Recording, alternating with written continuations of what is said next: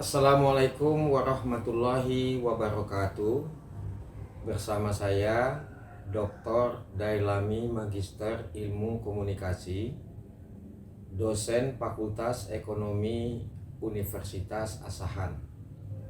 Nomor induk dosen nasional 01 17 11 67 01. Di Fakultas Ekonomi saya ditugaskan mengampu mata kuliah yang pertama Sistem Informasi Manajemen, kemudian yang kedua mata kuliah Komunikasi Bisnis.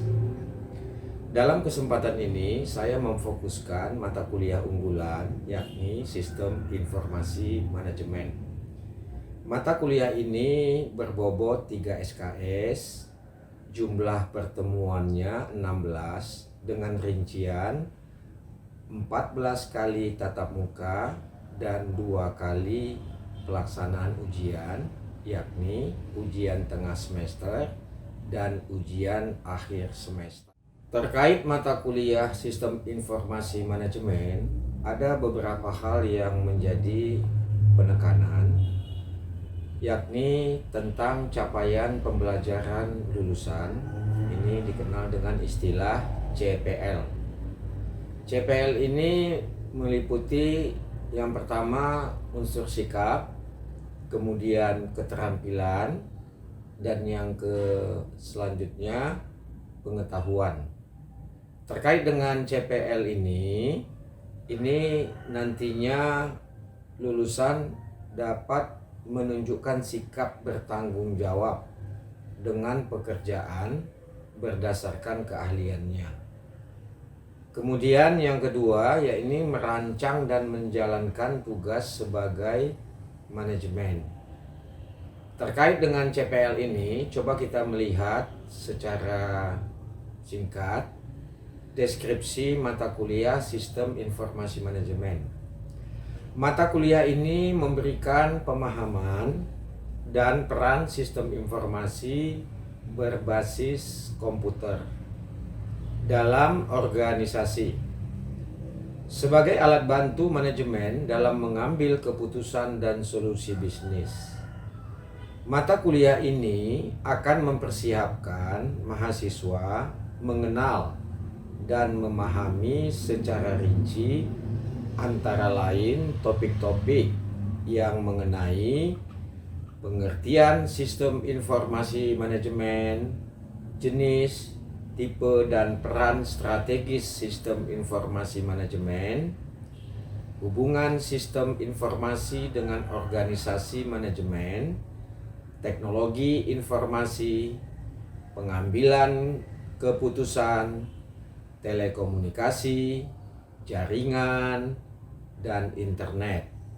Kemudian juga memberikan deskripsi tentang redesign organisasi, software dan hardware, sistem informasi, pengelolaan sumber daya data, perancangan sistem informasi, keamanan dan kontrol sistem informasi, implementasi sistem informasi. Setelah menjelaskan deskripsi mata kuliah, coba kita lihat capaian pembelajaran mata kuliah dengan singkatan CPMK.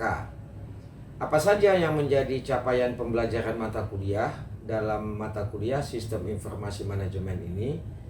Coba kita lihat. Yang pertama, mampu merancang dan menjalankan perencanaan, pengorganisasian, penyusunan staf, pengarahan, dan pengendalian dalam mengelola suatu organisasi bisnis dan non-bisnis serta pengembangannya. Capaian yang kedua, mengembangkan dan memelihara jaringan kerja dengan pembimbing, kolega, sejawat, baik di dalam maupun di luar lembaganya. Sedangkan yang ketiga, menetapkan pemikiran logis, kritis, sistematis, dan inovatif dalam konteks pengembangan atau implementasi ilmu pengetahuan dan teknologi sesuai dengan bidang keahliannya. Mengenai capaian pembelajaran mata kuliah, coba kita lihat materi apa saja yang terdapat di mata kuliah Sistem Informasi Manajemen. Yang pertama, materinya Sistem Informasi Manajemen dalam bisnis. Kedua, Sistem Informasi Manajemen sebagai keunggulan kompetitif. Yang ketiga, Global e-Business dan kolaborasi. Keempat, Sistem Informasi Organisasi Manajemen dan Strategi. Yang kelima, Teknologi Informasi, Platform dan Infrastruktur. Yang keenam, Mengelola sumber daya data. Yang ketujuh, kita kembali membahas mengenai teknologi informasi, platform dan infrastruktur. Yang kedelapan, mengelola sumber daya data. Kesembilan, telekomunikasi, jaringan dan internet. Yang kesepuluh, aplikasi perusahaan dan integrasi proses bisnis.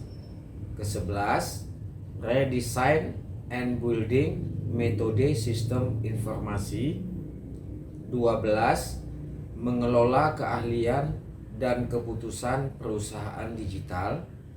Ke-13, keamanan dan kontrol sistem informasi. Sedangkan yang ke-14, nilai bisnis dan manajemen perubahan. Inilah keseluruhan materi dari mata kuliah Sistem Informasi Manajemen yang ditawarkan pada satu semester, tepatnya di semester 6. Pembahasan selanjutnya, tadi sudah kita sampaikan tentang materi apa saja yang ada di mata kuliah Sistem Informasi Manajemen. Kemudian kita lihat media pembelajaran. Adapun media pembelajaran untuk mata kuliah Sistem Informasi Manajemen ini, yang pertama menggunakan whiteboard. Selanjutnya infocus. Bahkan juga kita menggunakan atau memanfaatkan Google Classroom dan Google Meeting. Sedangkan metode atau strategi pembelajarannya yakni kuliah tutorial secara tatap muka. Selanjutnya belajar terstruktur, belajar mandiri, dan cooperative learning. Kegiatan perkuliahan ini diharapkan dapat berlangsung secara interaktif. Tentunya hal ini tidak terlepas daripada interaksi dosen dengan mahasiswa maupun interaksi antara mahasiswa dengan mahasiswa. Interaksi ini dibangun secara intensif. Coba kita bahas bahwa interaksi dosen dengan mahasiswa biasanya ini berlangsung di kelas saat perkuliahan. Sedangkan interaksi sesama mahasiswa juga berlangsung di dalam kelas. Namun, interaksi ini biasanya terlihat pada saat kegiatan diskusi kelas. Kemudian, selain interaksi di kelas atau ruangan, interaksi juga dibangun secara intensif di luar ruangan. Tentunya dengan memanfaatkan media komunikasi, apakah itu melalui grup WhatsApp maupun Telegram yang memang dikhususkan untuk kegiatan perkuliahan. Sebenarnya melalui grup ini komunikasi atau interaksi yang intens dapat berlangsung dengan baik tanpa melihat waktu, artinya hal-hal yang mungkin tidak tuntas dibahas dalam diskusi di kelas masih bisa dilanjutkan melalui diskusi dengan grup WhatsApp maupun melalui Telegram. Hal lain yang menjadi fokus dalam perkuliahan ini tentunya tidak terlepas daripada sistem penilaian. Penilaian itu dilakukan baik terhadap penugasan maupun penilaian dalam hal lainnya. Khusus untuk penilaian dalam penugasan, ini ada tugas yang diberikan, yakni tugas rutin. Apa saja sebenarnya tugas rutin ini? Tugas rutin ini di mana mahasiswa diharuskan membuat makalah dari materi perkuliahan yang ada. Namun makalah ini bentuknya PPT atau PowerPoint. Makalah ini diperlukan sebagai bahan diskusi pada saat perkuliahan berlangsung. Selain membuat PPT,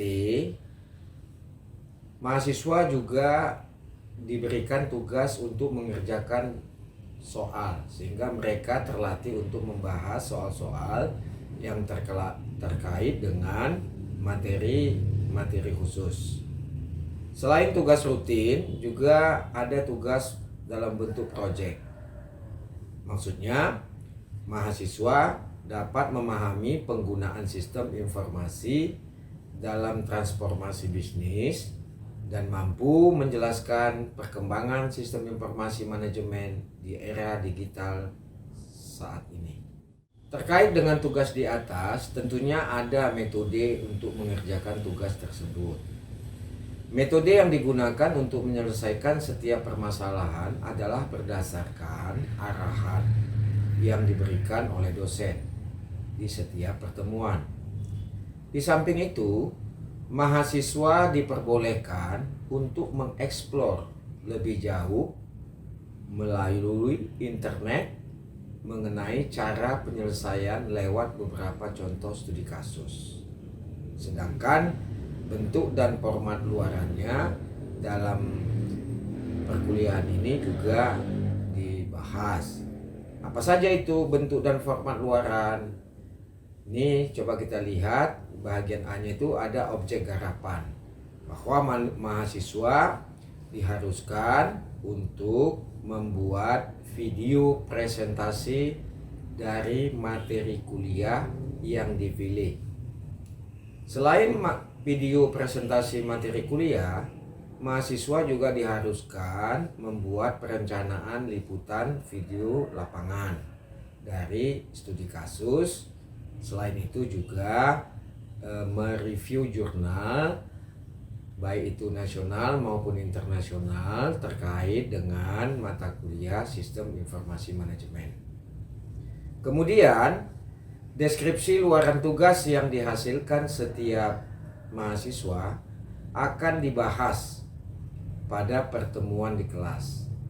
Hasil tugas berupa PowerPoint disampaikan melalui presentase baik secara bergiliran maupun secara acak, agar pembahasan materi-materi kuliah itu lebih mencapai kepada sasaran.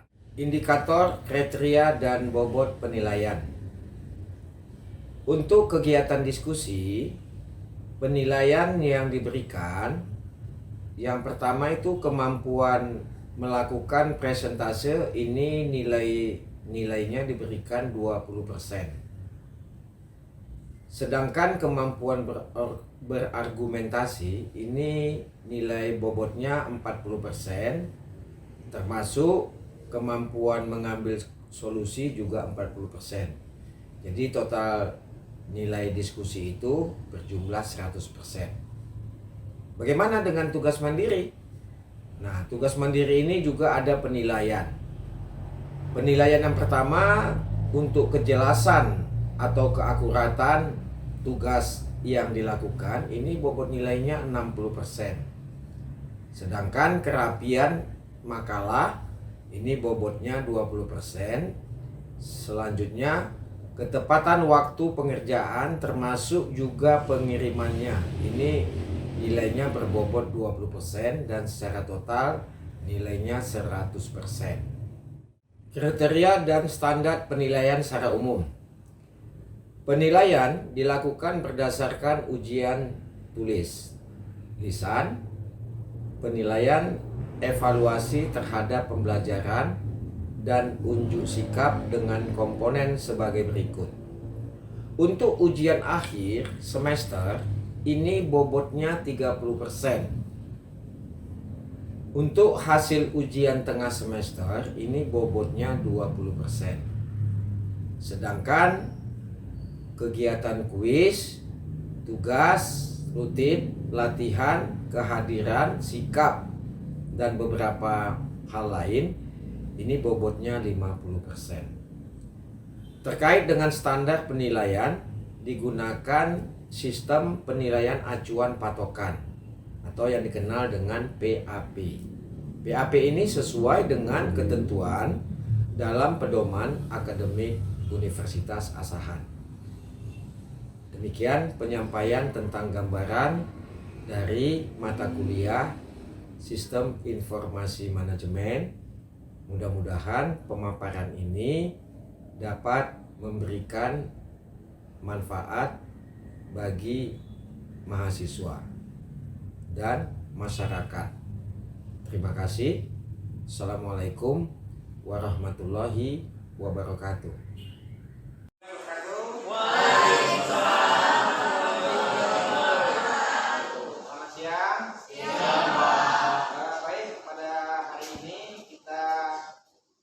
Membahas mengenai materi pertama ya dari mata kuliah Sistem Informasi Manajemen. Seperti sebelumnya sudah disampaikan dalam kotak kuliah ya. Baik, Sistem Informasi Manajemen ya. Ini mata kuliahnya bobot SKS-nya 3, pertemuannya 14 ya. 14. Baik, untuk materi pertama ini kita akan membahas tentang sistem informasi manajemen ya, sistem informasi manajemen. Oke, saya singkat aja ya, dalam bisnis ya. Oke, ini dia ya. Sebelumnya saya sudah memberikan penugasan kepada mahasiswa ya untuk mencari bahan, baik itu dari buku-buku, jurnal, dan lain sebagainya ya. Ini kan kuliah ini kita berbasis digital ya, berbasis digital. Jadi mahasiswa diminta untuk aktif dalam mencari bahan kuliah. Baik, untuk yang pertama ini coba yang pertama silakan kita ya. Informasi manajemen jaringan prosedur pengelolaan data yang dikembangkan dalam suatu sistem terintegrasi dengan maksimal memberikan informasi yang bersifat internal dan eksternal kepada manusia sebagai dasar pengambilan keputusan. Oke, cukup ya. Jadi sebelumnya kita mau tahu dulu apa sebenarnya sistem itu. Silakan. Sistem itu adalah perangkat unsur yang secara teratur saling berkaitan sehingga membentuk suatu totalitas. Sistem itu juga dapat diartikan sebagai susunan yang terkait dari pandangan, teori, asas dan sebagainya. Sistem itu dapat diartikan juga sebagai sebuah metode. Iya, sistem ya. Jadi sistem itu satu kesatuan ya. Sistem ya, saling terkait. Oke, kita mau tahu dulu, silakan no, tentang informasi. Apa itu informasi? Baik, saya akan menjelaskan mengenai informasi. Menurut saya informasi adalah suatu data yang telah diolah menjadi suatu bentuk yang berarti bagi dan bermanfaat dalam pengambilan suatu keputusan atau di saat ini dan saat yang akan datang. Demikian, kondisi tersebut merupakan kondisi informasi dalam bentuk pemakaian sistem informasi. Ya, jadi informasi itu merupakan data yang sudah diolah ya. Baik, apa sebenarnya data itu? Silakan. Data adalah kumpulan keterangan ataupun fakta yang dibuat dengan kata-kata, kalimat, simbol, angka, dan lain-lain. Ya, oke ya. Jadi kita tadi sudah mengetahui ya apa itu sistem, apa itu informasi, kemudian apa itu data. Baik, siapa yang bisa merangkumkan apa sebenarnya pengertian sistem informasi manajemen? Silakan. Ya. Sistem informasi manajemen itu adalah kumpulan proses data yang dapat diolah, dianalisis, dan ditampilkan supaya data tersebut menjadi berguna untuk kebutuhan pengambilan suatu keputusan. Oke, baik ya. Tapi saya mau tekankan lagi, apa sebenarnya manajemen itu? Ini coba. Menjelaskan arti manajemen. Manajemen adalah proses yang dilakukan seseorang dalam mengatur suatu kegiatan yang dikerjakan di sebuah kelompok. Sistem atau manajemen harus dilakukan untuk memenuhi target yang akan dicapai oleh individu atau kelompok tersebut dalam sebuah kerjasama dengan mengoptimalkan sumber daya yang ada. Manajemen juga diterapkan untuk mengelola agar setiap kegiatan yang kita rencanakan terencana dan terjadi dengan lebih baik. Oke ya. Kalau ini kan kuliah kita enak ya, interaktif ya. Inilah gunanya mencari bahan itu. Baik ya. Jadi coba kita lanjutkan ya. SIM ya. Nah ini ya. Di SIM ini ada unsur manusianya ya. Unsur manusia. Selain unsur manusia, unsur apa lagi? Ya. Ada alat ya. Ada lagi? Ya. Alat, manusia, data. Kan gitu ya. Nah, data ya. Jadi itu dia ya. Sistem informasi manajemen ini digunakan umumnya oleh manajer ya untuk mengambil keputusan ya. Bisa dipahami mahasiswa semua? Bisa ya. Terus ya. Kita pelan-pelan saja ya. Step by step. Yang penting kita memahaminya ya. Inilah gunanya Anda mencari bahan kemudian ya mempertanggungjawabkan bahan yang Anda cari ya. Baik. Tadi untuk yang pertama. Kemudian yang kedua, silakan slide. Dia ya. Oke, silakan dia. Manfaat sistem informasi manajemen. 1. Dapat mengantisipasi dan memahami peluang ekonomis sistem informasi yang menerapkan ideologi informasi baru. Yang kedua, dapat membantu menjamin kualitas dan keterampilan sumber daya manusia dalam memanfaatkan sistem informasi suatu manajemen. Yang ketiga, dapat mengembangkan perencanaan yang lebih maksimal dan efektif. Yang keempat, dapat membantu menganalisis pelaksanaan kebijakan program dan dapat mengidentifikasi keperluan pendukung sistem informasi. Ya baik, terima kasih ya. Tadi saya ada mendengar kata-kata efisien. Coba nanti dicari siapa yang bisa jawab ya. Kemudian efektif. Ya silakan saya berikan waktu setengah menit untuk mencari pengertian itu. Silakan siapa aja. Boleh menjawab efisien, boleh juga menjawab efektif ya. Ini siapa yang menjawab ini nanti saya berikan penilaian ya, khusus ya. Di sini saya sudah siapkan ini daftar penilaian keaktifan mahasiswa. Silakan siapa? Efisien. Ya, silakan. Nanti ada yang menjelaskannya, kemudian ada yang memberikan contoh. Yang mana yang efisien itu ya? Yang mana efektif itu? Ada? Ya silakan. Ya efektif boleh. Yang siap ya efisien ya. Efektif adalah kalimat yang disusun berdasarkan kaidah-kaidah yang berlaku. Seperti unsur-unsur penting yang harus dimiliki setiap kalimat. Memperhatikan ejaan yang disempurnakan secara serta cara memilih kata yang tepat dan kalimat yang tepat. Ya itu ya contohnya ya. Efektif. Ada lagi yang bisa memberikan contoh. Efektif. Efektif. Nah, ya contohnya boleh. Yang lain-lain juga contohnya boleh, tapi dia menjelaskan bahwa itu adalah efektif. Oke, saya beri gambaran ya.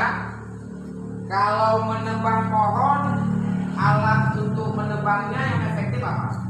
Gergaji kah atau kapak? Nah itu dia. Gergaji kan juga alat pemotong kan? Iya. Kapak juga alat pemotong. Oke. Kalau mencukur jenggot, ya ini untuk dia ya. Yang cocoknya pakai pisau dapur atau pakai pisau silet? Pisau silet. Nah itu efektif. Tepat guna ya. Itu pengertian efektif. Tepat guna. Ya, meskipun sama-sama alat bisa mencukur ya, tapi nggak pas lah ya. Kalau misalnya untuk wajah pakai pisau dapur ya. Nah, bisa-bisa wajahnya tak jadi apa. Oke, efektif. Silakan efektif. Ya. Siapa yang menjawab efektif? Ya, ini. Ya. Efektif. Ya. Nanti ada itu istilahnya efisien. Ada efektif. Ini efisien ya. Tadi efektif ya, efisien siapa? Efisien. Ya, silakan. Ya. Ini kebetulan komting ya. Silakan. Ya. Kalau efisien menurut KBBI Ya. adalah tepat atau sesuai untuk mengerjakan atau menghasilkan sesuatu dengan tidak membuang-buang waktu, tenaga, biaya. Efisien di sisi lain berfokus pada bagaimana sesuatu dilakukan, apakah itu dilakukan dalam sedikit pemborosan atau banyak biayanya. Misalnya efisiensi. Ya. Efisiensi adalah tentang melakukan sesuatu dengan cara yang optimal, misalnya melakukan dengan cara tercepat atau dengan cara yang paling murah. Bisa jadi itu hal yang salah tapi dilakukan dengan optimal. Oke ya. Jadi ini saya simpulkan ya. Kalau efektif tadi tepat guna ya. Penggunaannya tepat, pas, tidak melenceng. Cocok dia kan gitu ya. Sesuai dia. Itu banyak istilah ya. Kalau efisien ini lebih berpatokan pada hemat pada biaya dan tenaga ya. Kalau mau cepat kita dari kisaran ke Medan naik sadu atau naik bus? Bus ya. Sampai juga ya. Kalau naik sadu mungkin 2 hari sampai ya. Ya kan? Nah, apalagi sadu tidak boleh lewat tol ya. Yang boleh lewat tol itu kan roda 4 ya. Nah, meskipun sadu itu ada rodanya 2, ada kaki kudanya 4 kan gitu ya. Nah, itu dia ya. Baik, sampai di sini sudah bisa dipahami. Ya, oke ya. Nah, inilah ya. Kalau kuliahnya interaktif, walaupun jamnya jam siang, tapi tidak mengantuk ya. Ini saya cek dulu kehadirannya ya. Yang penting ini sesuai dengan kontrak kuliah ya, kehadiran ini tidak boleh di bawah 75% ya. Oke. Coba saya lihat ini yang pertama dia. Ini bagus ya. Kehadirannya bagus. Kemudian ini. Lanjut. Raya Budi. Ya. Kemudian Indah Permatasari. Ya. Tugasnya sudah dikirim kan? Oh, gitu ya. Baik. Kemudian Inta. Ya. Ini adik-adik semua di lokal ini ya. Mudah-mudahan ya. Yang mata kuliah ini ada rajinnya ya, mata kuliah lain juga ya. Baik, kemudian Muhammad Hafiz. Oh, ini mungkin rupanya ya. Baik. Nur Ali. Oke ya. Kemudian Nur Aisyah. Oh ya. Lanjut Putri Mas Putri. Ya. Rahayu. Ya. Rahayu sekali-sekali duduk di depan ya. Nah. Kemudian Cindy. Ini apa ini lebih dahulu nih ya mengirim tugas ya. Oke ya. Dipertahankan yang sudah baik ya. Oke. Kita lanjut ya. Siska. Kita kebetulan pakai baju baru ya. Ya, berpenampilan itu harus apa ya? Ya, bukan maksudnya harus mahal saja. Ya, cocok ya. Seperti bahan kita tadi ya, efektif ya. Oke, jangan pula nanti pakaian ke kolam renang di bawah pria, cocok ya. Ya. Baik. Kemudian Sri Mega mana? Oke ya. Lanjut Widya. Mana itu Widya? Ya. Wiwi. Oke. Nia. Sudah lagi Pak. Oh, tidak aktif ya. Iya. Coba nanti kita cek ya. Kemudian Putri Hikmawati. Oke ya. Ya, si Chris hadir ya, tadi dia izin ya.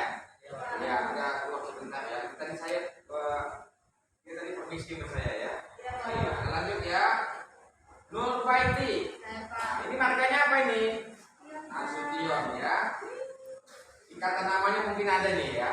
Ya, baik kita lanjut. Sri Wahyuni. Oke. Kemudian Titik. Oke. Masih ada yang belum dipanggil penting? Ada Pak. Ya.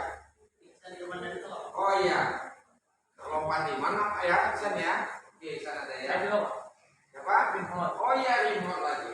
Ya, ada orangnya ya. Ini mungkin karena udah dikenal jadi lupa memanggilnya ya. Oke, baik. Mungkin itu aja ya. Ya, itu aja bahan kita, pertemuan kita untuk hari ini. Nanti coba dilihat ya penugasan yang di classroom ya. Kita bahan kuliah kita tetap di classroom ya. Jadi siapa yang mengirim cepat, siapa yang mengirim lambat, siapa yang tidak mengirim itu ya ketahuan ya. Oke, itu aja ya.